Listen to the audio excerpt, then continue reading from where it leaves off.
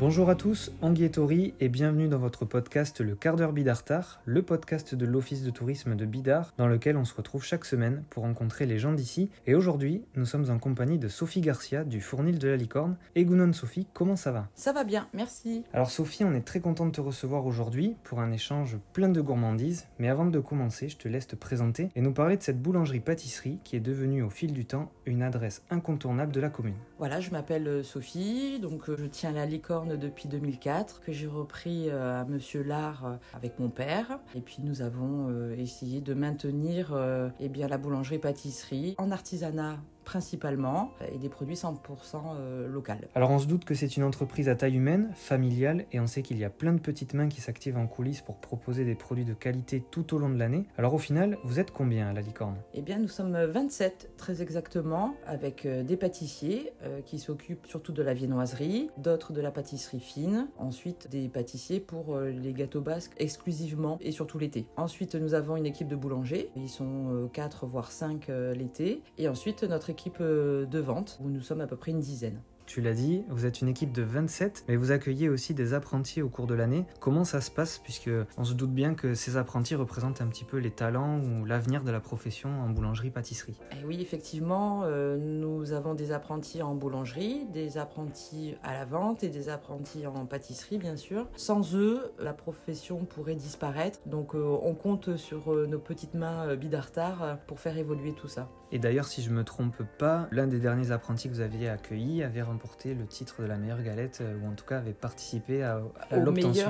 Au meilleur gâteau basque à Cambo. Alors quand on travaille au Fournil de la Licorne, c'est quoi la ligne de conduite à adopter, ou plutôt les valeurs qui sont défendues au quotidien pour satisfaire vos clients ? C'est très simple, artisanat, fait main, savoir-faire, bien-être, savoir-être, ça c'est notre ligne de conduite et c'est surtout de travailler dans une bonne humeur. Alors on l'a dit, le Fournil de la Licorne c'est une boulangerie-pâtisserie, on y trouve de nombreuses gourmandises, faites avec passion évidemment, mais vous avez peut-être une spécialité ou en tout cas un best-seller. Est-ce que tu peux nous dire quel est votre produit phare, celui qui ne laisse personne indifférent ? Alors on en a plusieurs, vous connaissez certainement la Machi, le Boina, le Monte Cristo, la Bidartine, mais celui qui plaît le plus je pense c'est quand même le gâteau basque, qui est vraiment le produit local, qu'on l'aime à la crème ou à la cerise, et peut-être même au chocolat. D'ailleurs il y a peut-être une préférence parmi les ventes, crème ou cerise ? L'été ça serait la cerise, et les locaux je pense préfèrent le crème. Alors on sait que dans l'équipe vous aimez relever des challenges, puisque vous participez régulièrement à des concours. Et ça vous réussit bien, puisque participer c'est une chose, mais finir à la première place c'en est une autre. Alors pour ceux qui nous écoutent, c'est quoi votre palmarès, ou en tout cas les titres dont vous êtes le plus fier ? Alors on a commencé avec le concours départemental puis régional de la meilleure frangipane 2021. Ensuite on a enchaîné sur le croissant. On est passé départemental et régional. On a essayé le national, mais là vraiment c'était hyper important, mais on a été ravis de pouvoir participer également. Donc on se représentera pour l'année prochaine. On va faire je suppose l'année prochaine pour la meilleure baguette. Tu anticipes, mais c'est très bien. J'allais dire que vous arrêtez jamais finalement et qu'on se doute qu'il y a d'autres projets en cours, et justement c'est quoi le prochain challenge ? Donc tu viens de le dire, peut-être avec la baguette. Avec la baguette, et c'est surtout qu'on va développer la partie bio en gamme de pain, avec une partie pain gourmand et une partie avec des pains bien-être. Voilà, qui vont permettre de pouvoir allier gourmandise et pain. Ok, donc on va diversifier la gamme pour Exactement. 2022. Alors en parlant de challenge, on a cru comprendre que vous vous êtes lancé aussi dans de sacrés travaux. Raconte-nous un peu le Fournil version 2022. Est-ce que vous allez mettre en place de nouvelles choses ? Alors oui, bien sûr, il y aura une gamme plus étendue sur les gâteaux de voyage. On ne s'est pas arrêté aux produits régionaux, puisque là on va partir un petit peu en Bretagne avec le phare breton par exemple, le Queen Amman. C'est des produits qui plaisent beaucoup ici. On va développer aussi le cookie sous différentes formes. Vous allez retrouver des cakes, vous allez retrouver des brioches que vous allez pouvoir acheter au poids. Il y aura bien sûr un nouveau lieu de vente plus moderne, plus accueillant, plus dans l'air du temps. Voilà, et bien d'autres surprises, bien sûr. On a hâte de découvrir tout ça. Alors on vient de parler du Fournil, mais on a cru comprendre que tu gérais également un deuxième établissement. Il n'est pas si loin de l'autre, puisqu'il faut juste traverser la route. Il s'agit du 210, il a ouvert il y a quelques mois. Est-ce qu'on n'en profiterait pas pour le présenter lui aussi ? Ah oui, bien sûr. Alors le 210, c'est une extension, on va dire, de la Licorne, qui se retrouve effectivement juste en face de cette dernière, avec bien sûr des glaces artisanales, fait 100% maison, et bien sûr cette cette année, on retrouvera en nouveauté la partie snacking,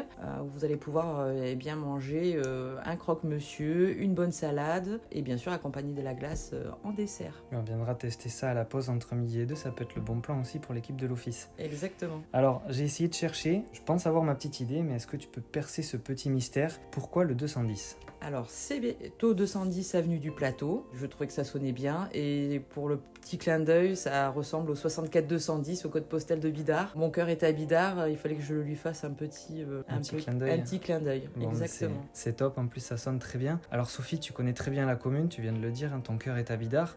Donc il y a forcément un endroit que tu préfères, un endroit où tu te sens bien. Et si tu devais nous le partager, ce serait lequel? Pour moi, c'est la plage d'Hérété-Guilla. C'est un endroit avec une vue époustouflante. Je pense qu'il y a beaucoup de gens qui viennent à la Licorne prendre leur petit gâteau basque, leur flan, le petit sandwich et se poser 5 minutes juste pour regarder l'océan. C'est un endroit apaisant où j'aime me retrouver. La tradition quand on est invité sur le quart d'heure Bidartar, c'est de nous raconter une anecdote d'un moment marquant ou de quelque chose que tu as vécu à Bidart et que tu n'oublieras jamais. Mais aujourd'hui, tu as de la chance, tu as le choix entre nous raconter une anecdote ou bien un petit jeu. Qu'est-ce que tu choisis? Allez, je suis joueuse. Allez, on part donc sur le petit jeu. Donc c'est parfait, je vais te proposer 2 choses et tu devras choisir l'une d'entre elles en justifiant ton choix évidemment, sinon c'est pas drôle. Donc c'est parti, tu préfères le gâteau basque à la crème ou le gâteau basque avec la confiture de cerise? Pour moi, c'est le gâteau basque à la cerise. C'est un petit peu plus sucré et puis il y a les 2 écoles, mais le plus ancien c'est celui à la cerise. Chocolatine ou pain au chocolat? Chocolatine, évidemment. Ouais, il n'y a pas besoin de faire le débat là-dessus. Chocolatine, évidemment. Est-ce que tu préfères la glace en cornet ou en petit pot? En cornet, toujours plus. C'est plus gourmand. Exactement. Licorne ou potioc? La licorne, bien sûr. Est-ce que tu es plutôt Paris-Brest ou béret basque? Le béret basque. Fan de chocolat, je peux pas passer à côté. Et pour finir, est-ce que tu préfères le Biarritz olympique ou l'aviron bayonnais? Non, mon cœur est rouge. Pourtant, à la licorne, c'est moitié-moitié. Hein. C'est vrai? Il y a du bleu, il y a du rouge et c'est des bons souvenirs. Avec le Biarritz olympique, nous sommes partenaires depuis plus d'une dizaine d'années maintenant. Donc vous pouvez nous retrouver à tous les avant ou après match autour d'un verre avec nos pâtisseries comme le gâteau basque, la tarte fine aux pommes et bien d'autres surprises. Sophie, merci beaucoup pour cet échange gourmand. Merci à vous. Je tenais à remercier nos clients d'avoir pris le temps de nous attendre pendant les travaux. Notre réouverture se fera le 11 avril, donc on vous attend vivement et avec plein d'entrain. C'était un plaisir de te recevoir dans le quart d'heure Bidartar. On espère que les gens viendront vous voir au Fournil, qu'ils franchiront la porte de la licorne 2.0 et surtout qu'ils arrêteront de demander un pain au chocolat, car ici, qu'on se le dise une bonne fois pour toutes, on dit chocolatine. En attendant, on se retrouve la semaine prochaine pour un nouvel épisode de votre podcast. Prenez soin de vous, Issa Nuncha.